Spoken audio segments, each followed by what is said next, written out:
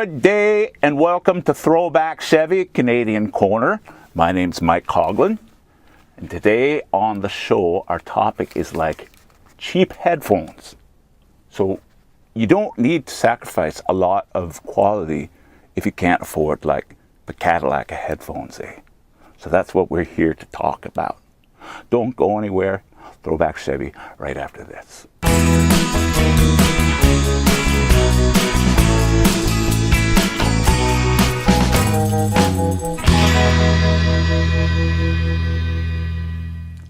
Welcome back. I don't know what happened to me there. I became a hoser all of a sudden. Must be the jacket and the cabin-like atmosphere. Either that or the beer. Michael Coughlan here. Thanks for joining me on Throwback Chevy. Today I'd like to talk to you about some very affordable and very impressive headphones. They're called the Sennheiser HD201. This review is part of my ongoing headphone series. And I bought these on Kijiji. That's a classified online listing here in Canada. I bought them for $20. And at this point, my favorite pair, the Sennheiser HD545 Reference headset, which I have reviewed and I'll put a link to, the cable wore out, so I had to get a replacement. In the interim, I picked these up, as I said, for 20 Canadian dollars, and I was very impressed. Now, first impressions are they're really kind of plasticky and they feel somewhat cheap. The cord is a weird kind of rubber, and where the cord meets the speakers seems a little bit precarious to me. But when I plugged them in, I was blown away at the sound. You have a nice tight low end, and the mids sit just where they should be, in my opinion, and the highs are all present and nice and sharp and crisp without being terribly sibilant, which is an annoying sensation. Yeah, so I continued to listen, and I spent a lot of time with headphones. You saw my 545s. Here's my workhorse on the road pair, the Sennheiser HD 380 Pros. I've replaced cables on all my headphones pretty much. I've worn out ear pads, and I've broken them from just wear and tear. So while these aren't the most durable set of headphones I've ever owned, they are the cheapest and best bang for the buck. So if you're out there, maybe you're a young person who can't afford to spend a whole lot of money on headphones, and quite frankly, who can? I live in a van, for crying out loud. But for anywhere from $20 to $40, you can buy these, and potentially even for less if you find them used. And as I have mentioned, the sound quality is terrific. These will blow beats out of the water for true sound reference, and they cost 1/8 of the price of some of these Beats models, which I'm not sure if you know this, but Beats are designed to push bass.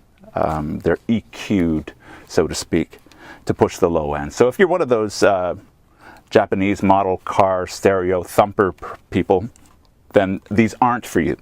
But if you do want a terrific reference headphone for all varieties of music and all varieties of usage, maybe you like to do some home recording, maybe you just like to watch TV with headphones, these are an outstanding value. The soundstage is perhaps not as spacious and lush as some higher end models. And when I say soundstage, I refer to the sensation of hearing where the instruments are on an invisible stage, the stage in your mind. It strikes your ears through the stereo field, and you can sense that the cello is over there on your left, or the vocalist seems to occupy, in most cases, the central region in the stereo field between left and right. Guitars are often panned to the right or to the left. So soundstage is the sensation that you can sense where these instruments are laid out and that they each occupy their own unique space within the stereo field.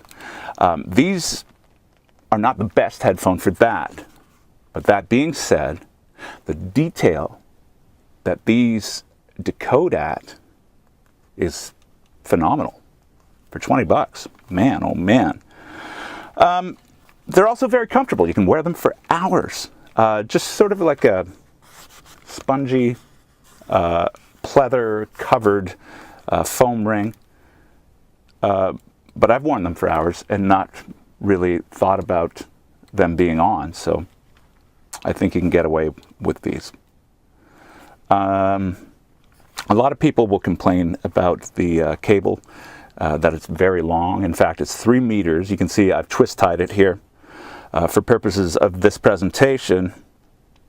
But I don't think that's a disadvantage. I prefer to think of it as an advantage. I can kick back, plug these into my sound if I'm watching a movie, and be 3 meters away from the source. I know Bluetooth, Wi-Fi is all the rage these days, but I'm still a believer that the sound quality you get wired is preferable to the standard that Wi-Fi is at these days.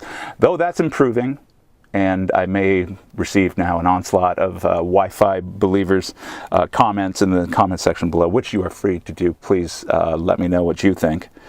But yeah, I like to be plugged in. So yeah, the long cable I think is a good thing.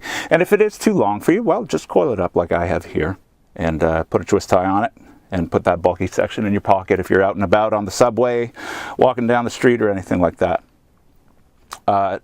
They do seem to have that Sennheiser sound. There's kind of a trademark Sennheiser sound.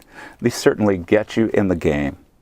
For a low price, you'll be happy. And they come highly recommended by not just me, but so many other people out there. And I'm in no way affiliated with Sennheiser. They happen to be my favorite manufacturer of headphones. But just have a peruse around YouTube and various other social media, and do searches on Sennheiser headphones. These HD201s in particular are highly reviewed, so there's many people out there who are believers in these, aside from me.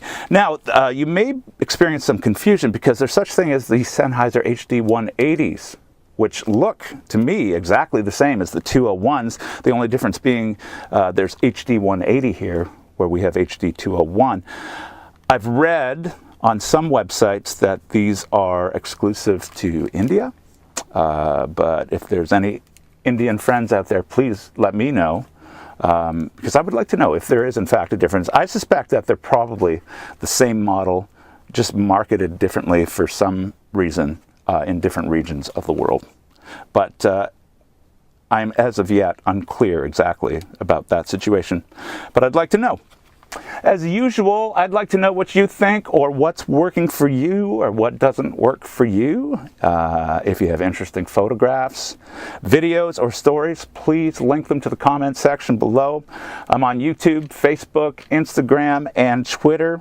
I'll link you to my other headphone review, the 545 review. And I really appreciate everybody supporting me. And please look forward to more great content from Throwback Chevy. This hoser on wheels, Michael Coughlan, signing off. Look forward to seeing you again.